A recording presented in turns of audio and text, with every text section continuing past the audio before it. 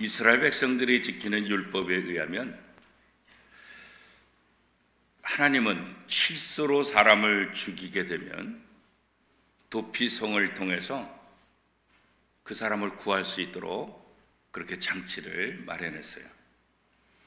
그런데 살인 미수범은 반드시 죽도록 그렇게 율법에 정해져 있습니다. 이것은 뭘 말하냐면 실제로 사람을 죽였느냐 안 죽였느냐, 이거보다 더 중요한 것은 그 마음의 의도가 어디 있느냐, 하나님은 이것을 더 중요하게 보고 계신다는 거예요. 그 마음의 의도, 그 마음의 기대. 그래서 성경은 우리에게 어떤 행동은 그 행동 자체가 나타나는 것이 아니라 이 마음에 어떤 생각하느냐, 그죠? 이 마음이라는 것도 대부분 우리는 마음 그러면 이렇게 가슴을 이렇게 얘기하지만 히브리 사람들의 생각에는 이 머리, 이 생각, 여기가 마음이다 이렇게 생각을 해요. 왜냐하면 이 생각을 통해서 행동이 나온다. 너희 마음을 새롭게 하라. 이 말은 결국은 너의 머리, 이것을 새롭게 하라. 너희 사고, 이것을 새롭게 하라. 그렇게 하는 것과 같은 말로, 맥락으로 우리가 해석을 할 수가 있습니다. 경건 훈련 중에서 가장 힘들고 어려운 것 중에 하나가 바로 금식이다, 그렇게 얘기해요. 금식은 사실 쉽지가 않아요, 그렇죠? 그런데 오늘 본문에 나와 있는 서기관과 바리새인들, 이들은 누구보다도 정기적으로 금식을 했던 사람들이에요. 이 금식을 통해서 자신이 얼마나 경건한지, 자신의 경건 삶을 이렇게 증명하고자 했던 사람들이 바로 이분들이에요. 그러니까 이분들의 금식하는 모습을 바라보고 일반 사람들은 그분을 존경하고 신앙생활 잘한다, 이런 생각들을 하게끔 돼 있는 거죠. 그런데 오늘 본문에 보면 예수님께서 그들의 의도가 경건이 아니라 사람들에게 자랑하기 위함을 아셨기 때문에 오히려 그들을 책망하고 야단을 치는 것을 우리가 보게 됩니다. 그리고 금식할 때 표정을 잘 관리해라. 금식할 때 나 금식하는 사람이야 이렇게 드러내지 말아라. 금식할 때 금식하는지 안 하는지 모르게 하라. 요즘 말로 말하면 일부러 여자분들은 화장도 하고, 그래서 내가 금식한다는 것이 다른 사람에게 드러나지 않도록 그렇게 금식을 해야 된다, 이렇게 권면하고 있습니다. 오히려 그래서 외모를 잘 단장해라. 왜냐하면 금식 자체가 사람에게 보이려고 하는 것이 아니라 하나님께 드리기 위해서 하는 것이니까, 하나님과의 관계 속에서 하는 것이기 때문에 하나님이 인정하면 되지 사람에게 인정을 받고자 해서는 안 된다, 그렇게 말씀하고 있는 거예요. 그렇지만 사람들은 이 말씀, 기도, 금식, 봉사, 이런 것들을 통해서 하나님의 일이 사람들의 인정을 받기 위한 도구가 된다고 한다면 그가 하는 모든 것들이 무가치해진다는 거예요. 정말 가치 있게, 정말 경건하고 정말 하나님 보시기에 아름다운 것이어야 되는데 그것이 사람 보기 위한 것으로 바뀌게 되면 아무런 의미가 없다. 이 사실을 기억해야 된다. 이렇게 예수님께서 제자들에게 다시 한번 상기시켜 주고 있는 거예요. 우리가 하나님을 섬긴다 하면, 또 경건 생활을 한다 하면 바로 이 구제, 기도, 금식, 이것을 이스라엘 사람들이 떠올리게 돼요. 재물을 모으는 것과 하나님을 섬기는 것이 관계가 있으리라, 이 생각을 못해요. 내가 재물을 모으는 것, 이건 재물을 모으는 거고, 하나님을 섬기는 것, 이거는 이거지, 이렇게 이분화시켜요, 분리시켜요. 그런데 오늘 성경은 재물을 모으는 것과 하나님을 섬기는 것이 분리가 아니라 같은 맥락이다, 이렇게 말씀을 하고 있어요. 그래서 예수님께서는 내 보물이 있는 곳에 내 마음이 있다 이렇게 말씀하거든요. 재물은 세상적인 것이니까 하나님하고 상관없어. 그렇지 않다는 거예요. 왜냐하면 많은 사람들이 재물을 갖고자 이런 관심을 갖고 재물을 쌓았는데 관심을 갖게 된다고 한다면 하나님에 대해서 잊어버리게 된다는 거예요. 하나님의 은혜 잊어버리고 하나님을 섬기는 거 이거 잊어버린다. 그래서 오늘 성경은 사람이 두 주인을 섬길 수 없다.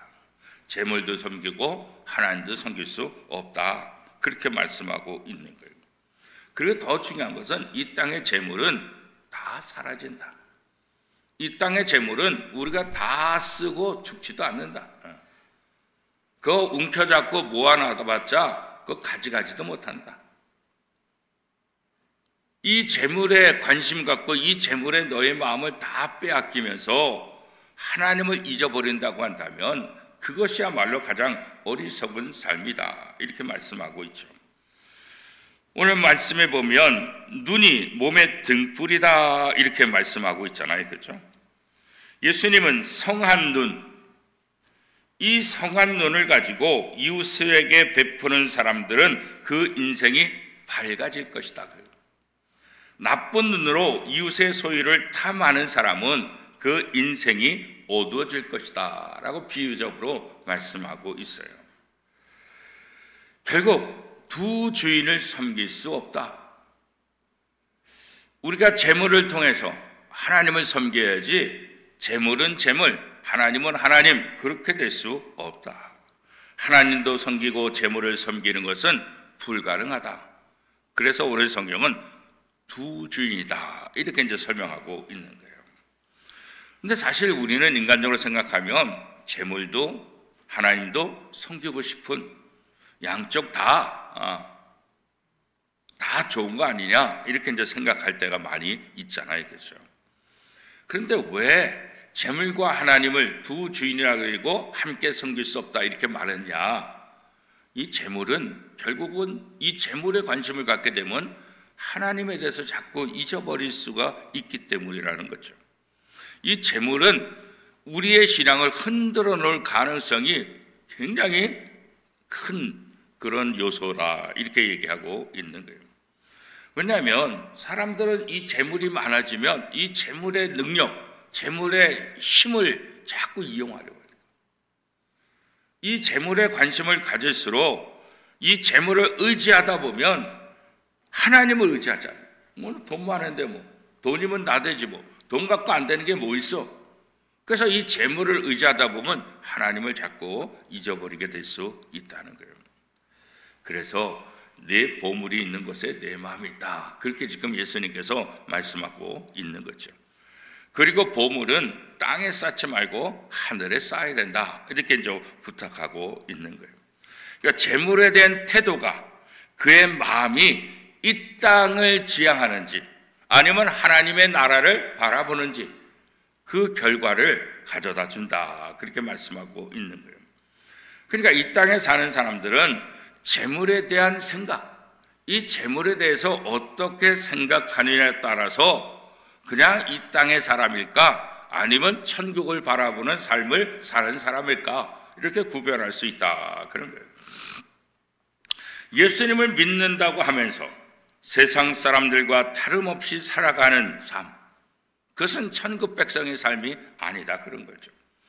그래서 예수님께서 제자들을 선택하고 마태복음 5장, 6장, 7장 이거 산상수훈, 산상보훈이라고 말하는데 하나님의 사람, 특별히 제자로서 하나님의 나라에 대해서 어떤 생각을 가지고 하나님의 백성답게 살 것이냐 이게 이제 마태복음 5장, 6장, 7장의 가장 핵심이고 이것은 마치 구약의 십계명처럼 이스라엘 백성들에게 있어서 굉장히 중요한 특별히 제자로 부름받은 사람들에게 있어서 이 마태복음 5장, 6장, 7장은 굉장히 중요한 어떤 툴이 될 수 있다 이렇게 이제 얘기할 수 있는 거죠.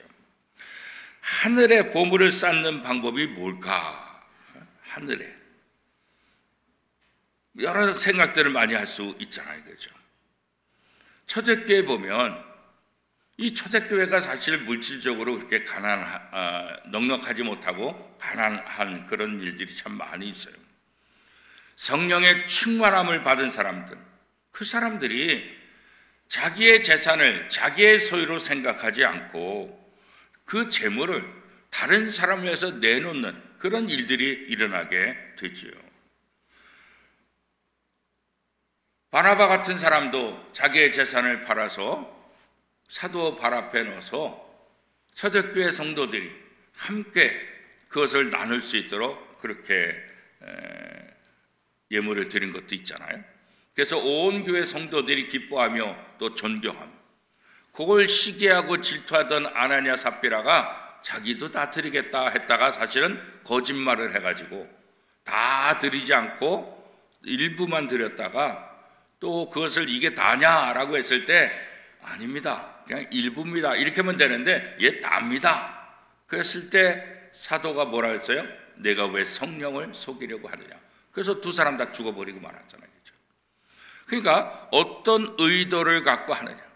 정말 하나님의 은혜를 생각하면서 이 모든 물질의 주인이 하나님이시다, 그런 생각을 갖고 내놓는 것과 저 바나바가 많은 사람들한테 칭찬받으니까 나도 한번 칭찬받아야지, 이런 의도를 갖고 하는 것, 똑같이 헌신하지만 그 의도가 무엇이냐에 따라서 그의 인생의 결과가 완전히 달라지는 것을 우리는 사도행전을 통해서 잘 알고 있잖아요. 그렇죠?